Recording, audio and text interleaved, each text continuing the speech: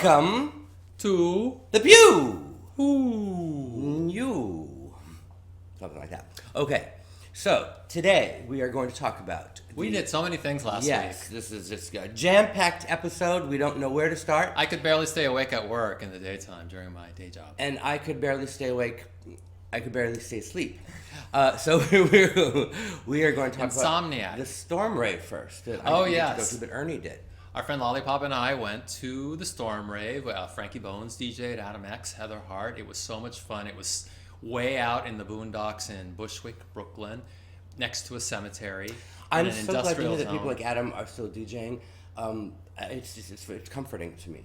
Even if I didn't get to go, it was still comforting. Still comforting to know that it's there. It is very comforting, and in fact, there were so many people our age there. Like I would say, half the audience there was I think that's age. a new thing because before it didn't seem like there were maybe a handful of people our age going out when we were very young, and it was like the older generation, what was left of it, and there were only 10 or 20 of them it seemed, but now it seems like there's a lot more.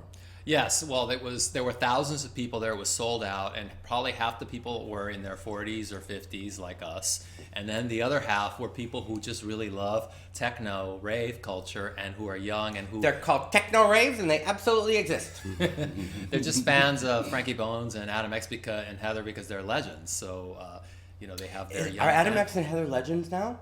Except Yes. that they are. They all are. All of them are. Legends. Legendary legends. Tens across the board. And here's a clip.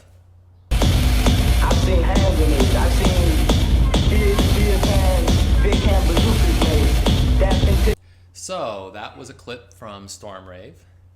And the lighting must have been, they must have put all of their money into lighting and sound. There was an expensive amount of lighting there, considering that it's some derelict factory that... I love that contrast. Yeah, I do too. You know. Although I have to say that the whole time I was in the factory, the bass was so strong that this whole brick factory was probably shaking. But that's good. Well, it is good, except that I made a point of not dancing under any of the lighting I heard. because I was worried that they would fall on me. That is so... See, that's going in my From Glam to Garcia book of all of the things that make Ernie Glam Ernie Garcia. Because before, he would have danced right under that thing, hoping that it would fall down for some excitement. Now he's, it might fall down. We have to dance over in the safe part. Yeah, well, it's just not safe, I tell you. Back then, I was so high on so many drugs that I probably, if I had that many drugs in me last Saturday night, I would have danced. How many drugs did you have in you? I did not have any drugs. Oh, well, that explains. But if I was as high as I was, behavior. If I was as high as I was at Disco 2000, then let's dance on the ledge. Well, speaking of dancing on the ledge, I also went to On Top on Tuesday night. Suzanne Bartsch resumed her Tuesday night parties at Bain at the Standard Hotel, and it was full of fabulous people. Here we're flashing some of the guests on the screen, photos courtesy of Citizen Chris. It was so much fun. I was on my way to that party, in fact, with you. Until you took a little detour. A Victor Corona detour. Oh, no, don't try to put this on Victor. Oh, how dare you! Of course I'm going to put it on Victor. And then he has the nerve to text me from the event saying, we're having a great time. Why don't you come next week? I mean... Let it be known that I did not kick Michael out of the car on my way to On Top. But I received a message out. Because I received a message from Victor Corona. I was not ashamed to walk into a club with Michael. Well, apparently, no, I know you weren't, but apparently somebody was. Well, quickly, we just have to show you this. Doesn't it look like inviting and delicious? Well, I thought so when I picked it up on the floor at the Storm Rave. And I was really shocked. much to my chagrin. I have to tell you, I was very shocked that Ernie would fall. This is like the Clubland version of the $100 bill with a string, where they'll drop a $100 bill on the sidewalk. Well, that's how desperate how many fools will stop to pick it up. That's how desperate I was to get high that the minute I saw it, I lunged for it. This is an invitation for a club. People have been putting club invitations in drug bags for 30 years.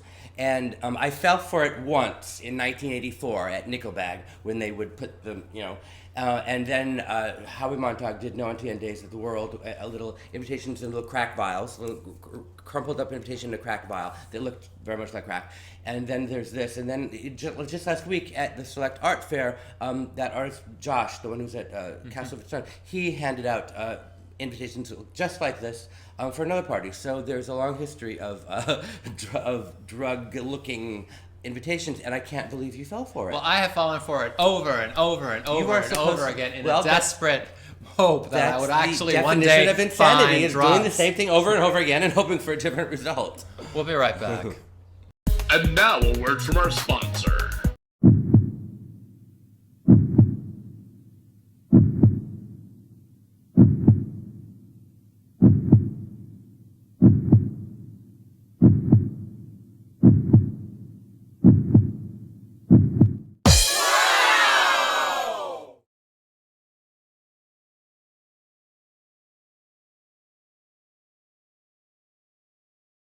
Welcome back to the Pew. Welcome back to the Pew. Back.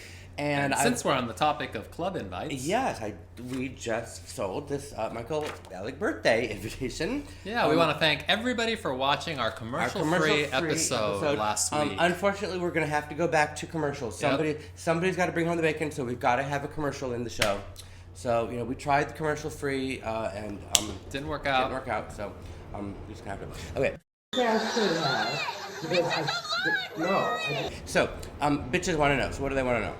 Well, Joseph Trom wants to know if you are still a Dark Shadows fan. He says, I know it's off topic. I don't think it's off I topic. don't think it's off topic. Dark Shadows is never off topic. Dark Shadows is always in the back of my mind. The Julia Hoffman stairs are always in the back of my mind.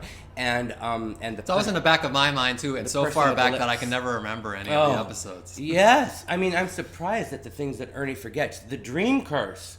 Oh, my God.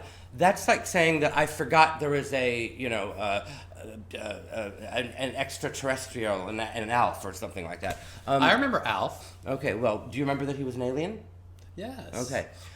So anyway, are we still a Dark Shadows fan? Yes. Michael's still watching ridiculous. Dark Shadows. In fact, day by day, I watch it with Igor. Every day. Over and over again. Well, not the same episode, but we're watching it one episode at a time. Episodically. Yeah. So, now this is Now, Alexander White asked us a strange question. I'm sort of confused. And with multiple meanings. Yes. Is that all you queers do? No, that's not. It says, is that all you queer do? Or do you actually ever actually party? That could mean so many things. First of all, I want to know if it's a mean question. But second of all, does it mean... I don't think it's a mean question because Alexander White is a loyal pewer. Okay, well, okay. Okay. I don't think he's a mean loyal pewer. He's a nice person. More on the mean loyal pewers later. Yes. Is that all you and I do, or is it all gay people do? Is it all the pew does? What is it all? And is it what all we do? All earthlings do. And is what all we do? Is that all you do? Is that all there is? What all we do? Talk on the pew. No, this in fact is not all we do. This is actually a very small part of what we do. Yes, we sleep and edit. Well, and we do party. Like, if you mean, do we go to parties? I go to parties. Obviously, we go to parties. There's clips on the show of going to parties. So. Yes, and or do you mean, do I party? Oh, like how the gay people like thing on the chat lines. And the answer to that is, oh yes. Ernie said. Okay, and we will see you next time. Bye. Bye.